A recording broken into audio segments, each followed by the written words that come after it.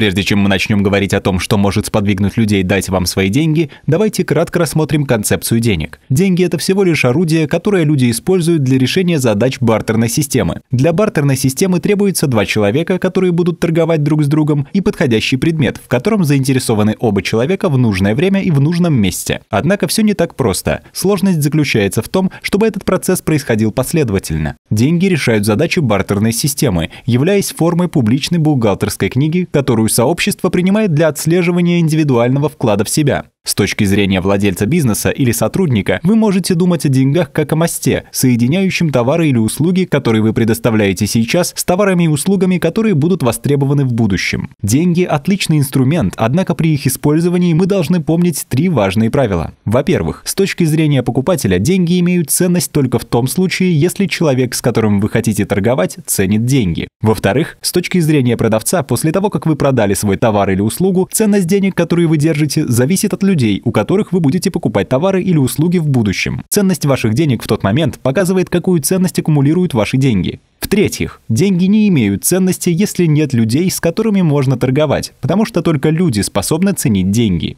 Это показывает, что окончательным ключом к богатству является окружение надежных и честных людей, с которыми вы не только можете безопасно вести торговую деятельность, но и формировать долгосрочные отношения. Полное объяснение всех ключевых концепций можно найти в моем прошлом видео. Я укажу ссылку ниже. Мы разобрались с основами. Далее. Зачем людям давать вам деньги? Бартер имел предварительное требование для обеих сторон сделки – иметь товар или услугу, которые нужны другому человеку в нужное время и в нужном месте. С деньгами только человек, который продает товар или услугу, должен учитывать временные рамки и предпочтения местоположения клиента, который совершает покупку. Другими словами, будучи продавцом, вы будете зарабатывать деньги, пока у вас есть то, что хочет ваш клиент, в нужное время и в нужном месте. Вы видите, что время и место имеют важное значение, потому что они являются важным контекстом для заключения сделок. Вопреки распространенному мнению, трудиться ради труда бессмысленно. Это связано с тем, что работа или труд сами по себе означают, что люди будут готовы платить за них. Например, если вы выкопаете яму на никому не нужном участке, это, конечно, будет тяжелой работой, но никому не нужной. Поэтому никто не заплатит вам за это. Это показывает, что именно социальный контекст выполняемого труда приносит вам деньги. Люди готовы платить только за то, что они воспринимают как товары или услуги, которые приносят ценность в их жизнь. Например, ваш автомобиль припаркован возле вашего дома. Потом кто-то подошел, снял с него шины без вашего разрешения, и потом имел наглость попросить вас заплатить ему, чтобы поставить шины обратно. Конечно, удаление шин – это работа, но не та работа, в которой вы нуждаетесь. Вы бы заплатили за это? Теперь сравните это с тем, как вы привозите свой автомобиль в автосервис, чтобы вам заменили шины, потому что покрышки на старых износились. Вы с удовольствием заплатите, ведь это то, зачем вы пришли. Другой пример. Нанесение ножевого ранения в шею требует труда. Но есть большая разница между человеком, которого внезапно ударил в шею бандит в темном переулке, и человеком, платящим хирургу за выполнение операции на шее по удалению опухоли. Наличие денег – это социальное подтверждение того, что вы внесли свой вклад в жизнь своего клиента. В контексте сообщества, которое признает эту форму денег как публичный отчет об индивидуальном вкладе в это сообщество. Таким образом, считается, что вы своей работой внесли свой вклад в сообщество, в котором находится клиент, владея определенной формой денег, признанной этим сообществом. Другими словами, деньги, которые вы держите, являются доказательством вашего вклада. Это также означает, что в будущем вы сможете приобрести товары и услуги у любого члена сообщества, признающего данную форму денег. Поскольку люди готовы платить только за предметы или услуги, которые являются ценными для них, можно выделить 4 общих принципа. Первый. Вы можете узнать потребности людей, а затем стремиться удовлетворить их. Второй. Вы можете рассказать своим потенциальным клиентам о своем продукте или услуге, чтобы они заинтересовались ими. Третий. Вы можете развивать интересы, которые у вас есть, совершенствовать навыки и способности, затем найти способ получить от них доход, продавая ваши творения и услуги. Четвертый. Также вы можете подумать о том, куда вы хотите направить общество, чтобы затем целенаправленно продать ему товары и услуги, следовательно, направляя их в заданном вами направлении. Я бы хотел сосредоточить внимание в этом видео на ваше саморазвитие, основанное на ваших интересах. На этой диаграмме я разделил реальность на 3 сферы, пересекающиеся друг с другом в некоторых местах. Давайте рассмотрим их. Необузданная дикая природа, цивилизованная реальность и виртуальная реальность. Представьте себе дом. Земля, на котором он сейчас стоит, была раньше лесом или бесплодным участком. Возможно, она была заполнена опасными животными, насекомыми и болезнями. Но потом пришли люди и очистили эту землю. Построили фермы, дороги, мосты и дома. Необузданная дикая природа была благоустроена с помощью приобретенного опыта и знаний – физики, биологии, химии, инженерии и прочего. Затем, по мере медленного развития сообщества, появляется необходимость в упорядоченном поведении между людьми, группами людей и даже посторонними. Для этого мы установили письменные договоры, судебно-правовые системы и дипломатические отношения с другими нациями и группами людей. Далее мы улучшили цивилизованную сферу с помощью виртуальной сферы интернета и произвели цифровизацию физических активов и инструментов. Это привело к новым способам обмена информацией, ее распространения и интерактивности между людьми, катализирующими деятельность всех слоев цивилизации. Это очень краткое описание каждой сферы, но моя главная мысль заключается в том, что у каждого есть интересы, навыки, способности и таланты в каждой из этих сфер.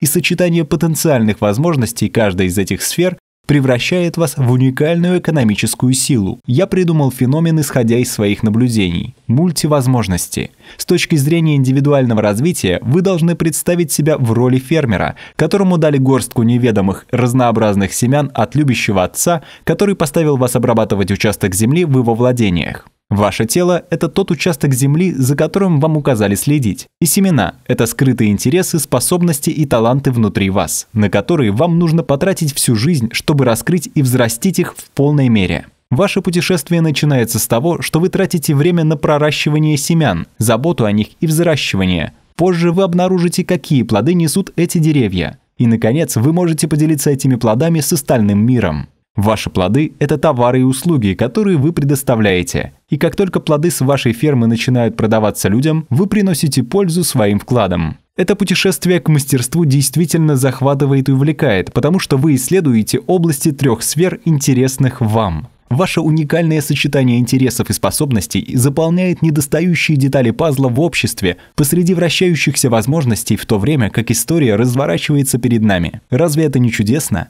По мере того, как все больше людей приобретает господство над своими способностями и вносит свой вклад в общество, увеличиваются возможности для других людей усовершенствовать свое мастерство, что дает еще большему количеству людей новые возможности. Быстро развивающаяся цепная реакция.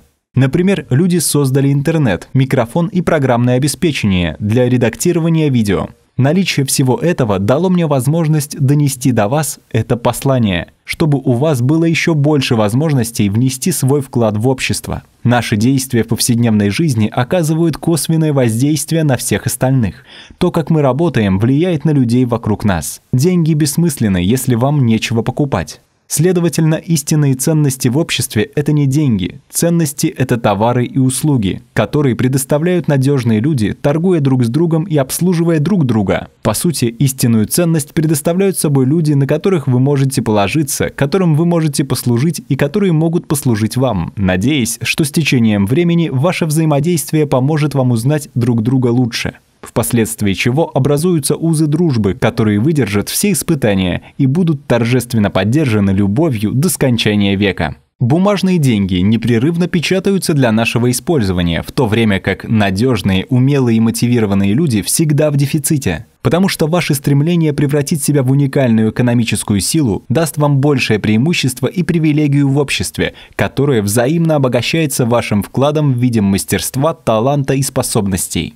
Однако есть то, что может стоять на пути к этой прекрасной картине. Это неприятная склонность людей эксплуатировать других, использовать их в своих интересах или преследовать. Данное поведение является камнем преткновения, которое ухудшает уровень доверия в обществе. Следовательно, возникает множество проблем. Мир, в котором мы живем, сложный. Это можно увидеть в необузданной пустыне, изобилующей смертью, опасностью и болезнями. Чтобы выжить, мы либо подчиняем себе окружающую среду вместе, как команда, или сами подчиняемся окружающей среде, либо покоряемся друг другу. Население, которое боится смерти и потери свободы, склонно к тому, чтобы попасть в подчинение и под чей-то контроль. Одним из доказательств и показателем нашего подчинения реальности является привязанность самоидентификации и самооценки к нашему ремеслу, нашему заработку на жизнь. Это черный вход, с помощью которого мы можем контролировать и манипулировать внешними факторами факторами и силами. Это также признак порабощения, потому что если наши средства для жизни – это наша идентичность и причина жить, тогда ничто не удерживает нас от недобросовестности и оскорблений других в стремлении обеспечить себя на жизнь. Хаос, вызванный актом сознательного или бессознательного участия людей в виктимизации других, несомненно становится оправданием тирании, подчинения человека человеком. Поскольку хаос является средством, с помощью которого тираны узаконивают свои притязания на своих рабов, нет причин не создавать хаос, чтобы еще больше укрепить свою мертвую хватку над властью. Продолжим. Из-за того, что мы порабощены и угнетены нашими подчиненными, как в добродетели, так и в способности принести пользу, мы будем порабощены не только другими людьми, но и окружающей средой. Смерть, болезни и опустошение, соответственно, распространены в таких ситуациях. Но не бойтесь. Все это можно легко и прекрасно решить. Внутри каждого человека заложена способность, помогающая нам определить добро и зло в повседневной жизни. Мы можем сделать это при помощи учения просвещенного философа, содержания гениальной книги «Повеление благородного царя». Или это может быть прошлый опыт и травмы, соблюдение требований, вызванных угрозами, уставами тирана. Или это может быть беспорядочное переплетение всех вышеперечисленных факторов и прочего, которые изо всех сил пытаются получить привилегию быть использованным для определения добра и зла.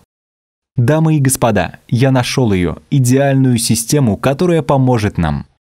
Для решения проблемы человека, ставшего жертвой другого человека, мы должны начать с разработки законов для управления. Законов много. Я потратил около 2 лет на их категоризацию. Чтобы их было легче выполнять, я укажу их по ссылке ниже. Однако проблема с любым законом заключается в том, что он зависит от языка для передачи сути. Языком можно манипулировать в несправедливых целях, а также для угнетения других. Как написано в Библии, Создатель Вселенной, Яхве, решил искупить все человечество, начав с небольшого народа, называемого евреями. Он спас евреев от поработивших их египтян могучей силой и чудесами. Тогда Яхве повелел им повиноваться ему, как своему царю. Он дал им законы для построения нации, которая никогда не падет, если они будут придерживаться законов добросовестно. Однако представьте себе музыкальную партитуру, которую никто никогда не слышал. Сможет ли кто-нибудь сыграть данное произведение с точно такой же интонацией и эмоциями, задуманными композитором музыкальной партитуры? Теперь давайте представим, что мы отправляем эту музыкальную партитуру группе людей, которые даже не умеют читать ноты. Может ли группа людей, которая не умеет читать ноты с листа, воспроизвести песню именно так, как задумал ее автор? Именно такая сложилась ситуация. Снова и снова евреи не подчинялись законам Яхве, поэтому их не раз порабощали другие народы. Сначала вавилоняне, затем персы и, наконец, римляне правили евреями. И именно во времена Римской империи совершенный человек, незапятнанный злом, по имени Иисус, был послан евреям, чтобы освободить их от рабства, научив их, как, наконец, полностью повиноваться законам Яхве. И Иисус учил их, как повиноваться законам Яхве не просто при помощи слов. Он жил законами Яхве, чтобы все видели и испытали их на себе. Тем не менее, еврейская элита, являющаяся экспертами законов Яхве, использовала законы, чтобы найти повод наказать Иисуса. Они сделали это, потому что боялись, что потеряют свое положение и власть в обществе. После того, как Иисус был казнен, это послужило доказательством одобрения Яхве. Иисус воскрес в качестве знамения для всех нас. Продемонстрировал людям, что Яхве желает, чтобы мы соответствовали Иисусу для нашего же блага.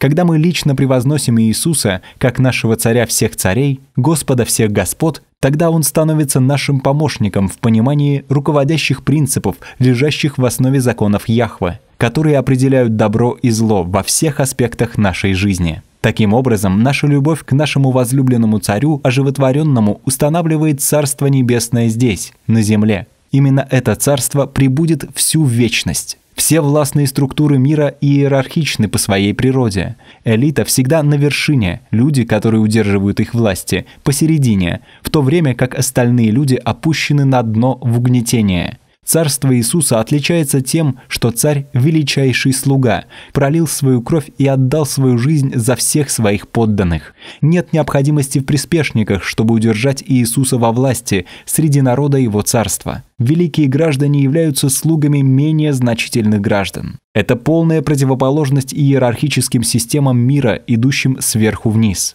Проблемы политики в том виде, в котором мы ее знаем, решаются при помощи такого механизма. 2000 лет назад царь Иисус пришел к нам, унаследовал свое царство, был убит, а затем воскрес. Он оставил нам конкретные наставления обучать весь мир своим путям через слово и личный пример. Затем Он покинул этот мир и послал нам Святого Духа для воплощения Его царских наставлений. В них входит бдительность, всегда повиноваться всем Его заповедям и быть готовым во все времена к Его обещанному внезапному возвращению в этот мир, чтобы вынести суд всем. В мире нет ничего подобного. На первый взгляд это кажется нелогичным по многим причинам, но когда это происходит на практике, мы получаем монархию на земле, в которой царь отлучился, но может внезапно вернуться в любое время. Мы получаем децентрализацию на материальном уровне и прямую централизацию на нематериальном уровне, когда мы соединяемся непосредственно с нашим царем через Святого Духа, чтобы выполнить работу Его царского величия, без каких-либо посредников, таких как бюрократы или священники. Если каждый сделает это добровольно по собственной воле, произойдет следующее. Во-первых, политика в том виде, в каком ее знаем мы, перестанет существовать, она устареет. Во-вторых, правительства в том виде, в каких их знаем мы, перестанут существовать, они устареют. В-третьих, иерархические системы в том виде, в каких их мы знаем, перестанут существовать, они устареют. В-четвертых, каждый человек будет в мире друг с другом, потому что в приоритете стоит благополучие других, и люди между собой руководятся божественным законом, написанным на их сердцах. В-пятых, мир будет неузнаваемым по сравнению с сегодняшним днем, и прогресс во всех сферах жизни, технологиях и знаниях будет непрестанным.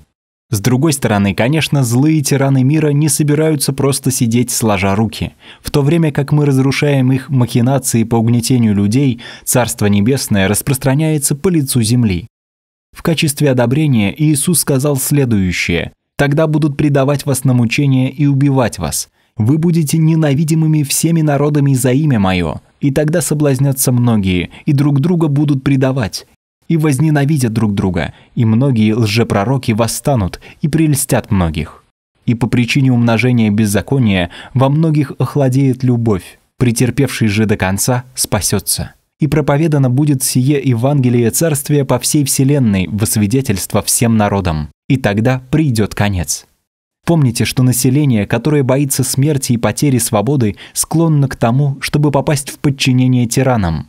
Следуя за Христом, мы приняли наше подчинение Его заповедям, чтобы жить по Его добродетели и распространять Его любовь во всех концах света. Следуя за Иисусом, мы приняли неизбежную смерть, скорбь и гонение за то, что поступаешь правильно, за то, что делаешь добро. Таким образом, наша свобода и наша смерть посвящены делу истинной вечной любви, а взамен мы обретаем истинную жизнь. Разве смерть не является точкой, с которой мы начинаем новое предложение? Вспомните, воскресение. Все умирают в один прекрасный день, но истории, которые вы оставляете после себя, очень важны. Итак, вот вам ключи к свободе. Возьмите. Расскажу вам интересную историю о царской России. Государственный чиновник прибыл в деревню, чтобы подавить крестьянское восстание. Он приказал принести несколько возов прутьев и, собрав всех крестьян в сарай, он вошел и замкнулся с ними. Он тогда так напугал их своими криками и угрозами, что в соответствии с его приказами крестьяне начали пороть друг друга. Они продолжали эту порку, пока какой-то деревенский глупец не понял, что происходит.